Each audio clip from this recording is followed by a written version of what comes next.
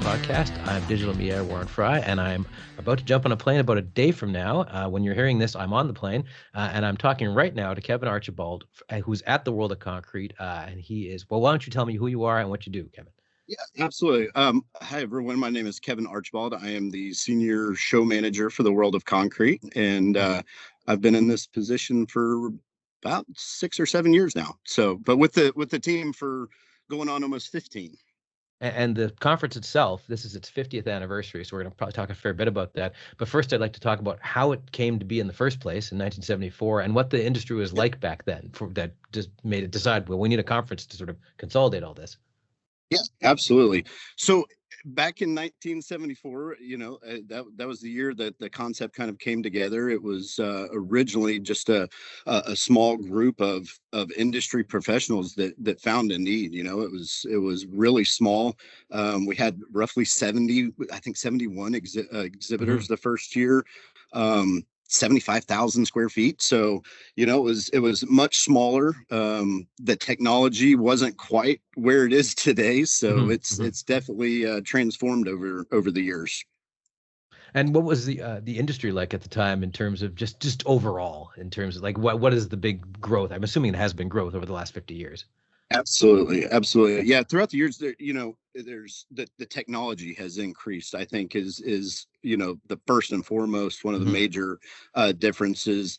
The data was just becoming or starting to get introduced to the industry. So having the data backed decisions and backed and with everything that they do, and I don't think that the education was quite at the level that it is today. So that's that.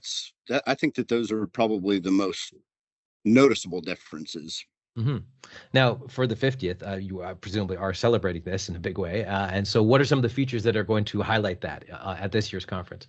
Yeah, I think, attendees, I think what they can expect and exhibitors is kind of a walk down memory lane. I think that there's elements throughout the show that show us where we've been and where we started. I just passed an old 1970s truck, a pump truck out front. So, it's there's stuff like that. There's a lot of imagery and things that remind us where we were. And then we've got some new exciting things. We've got a lot of education that's planned. We've got some features around the show, some beer gardens that'll celebrate.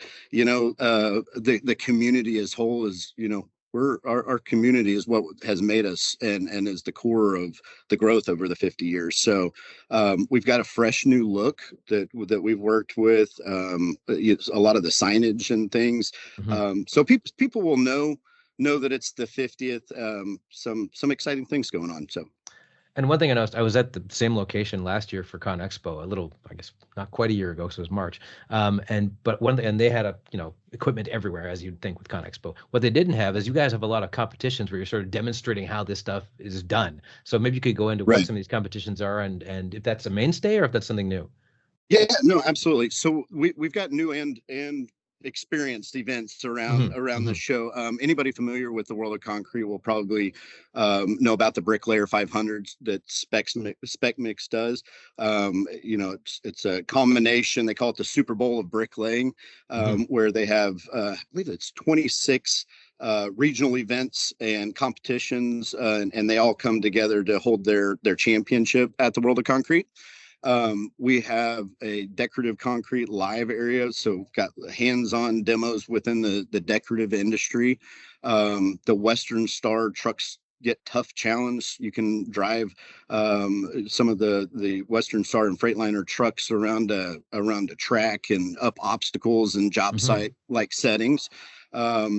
We have lots of new decorative features inside. We've got some rock carvers that have come from Canada and California that are doing some live demos of rock carving that you might see like around a resort pool or in a backyard or a hotel or something like that. And then we've got some folks that are doing some staining and some decorative artwork with some of the AAC, or the autoclaved aerated concrete, which is a newer product to our industry, or newer to our folks. So there's some cool features, and then there's a lot that the exhibitors are doing on their own. That it's new and fresh, that will be a surprise for everybody here. That was my next two questions. Kind of tie themselves together, really. It's what are some of the recent industry trends in terms of what the exhibitors, what's different about their products as opposed to previous years that you've noticed in the 6 years? I think it was 6 years you said you've been there. One thing I think that is new and innovative, like I mentioned, I know it said the autoclave aerated concrete. That's a new feature at the show. I think some of the trends that you're seeing are some of the e-technologies, sustainability, across our industry has been brought, I think, into the forefront.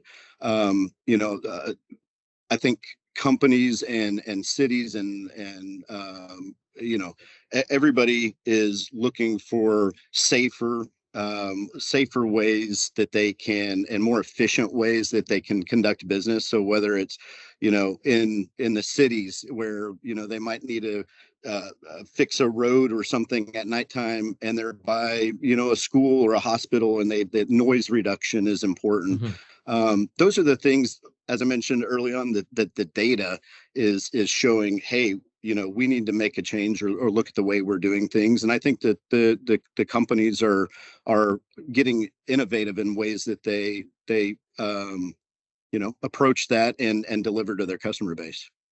And you also have a pretty extensive education track. So maybe you could talk about some of the newer things that are featured there that maybe weren't in the last few years.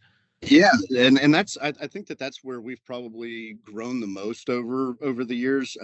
This year, I know we've got over 185 total education tracks. We're offering education opportunities to new audiences. We've got 8 Spanish speaking sessions. We've got 6 1-hour tracks. And there's really is something for everyone, whether you're a beginner to the industry, or, you're specialized and you're looking for certain different certifications. There's something to meet the needs of everyone, no matter which vertical that you're in. And there's a lot. So, it's a great opportunity to come to share knowledge, to learn from the best, and really be able to apply that in their day-to-day efforts. And I guess one other thing I have to ask about is it's an international trade show. So other than the U.S., which I'm sure is the dominant one for obvious reasons, who else is going to be there in terms of what are some of the big countries in terms of concrete? I guess is what I'm asking. Yeah, and post-pandemic, I think the opportunities for international travel are back, and to do international reconnect. That we from where we kind of got disconnected for a little bit. So we have a large presence from Europe and Asia. I know we have over, I think, 150 countries represented. That are exhibiting and attending. So there's a lot of global participation and collaboration going on. Okay, and I'm going to self plug here for a second. We're going to have a whole bunch of stuff on our Instagram and on our podcast and on our social media and everything else for people to find out about World of Concrete. But if they want to go straight to the source, if they want to find out from you guys, or maybe they want to book a flight right away and get down there, where do they go to find all the information they need about World of Concrete? Yeah, worldofconcrete.com has all the information you need. We do have a great mobile app that you can download in the Apple or Android store that will really help you navigate the show, see what we're offering as far as educational tracks, and allows you to kind of plan your trip. There's a lot to see and a lot to do, and it's a jam-packed 3-day opportunity to really experience all that our industry offers. So those are the best ways. Okay, great. Thanks for joining us, Kevin, and I hope to see you down there in a day. Absolutely. We look forward to hosting everybody in Las Vegas, and cheers to another great year.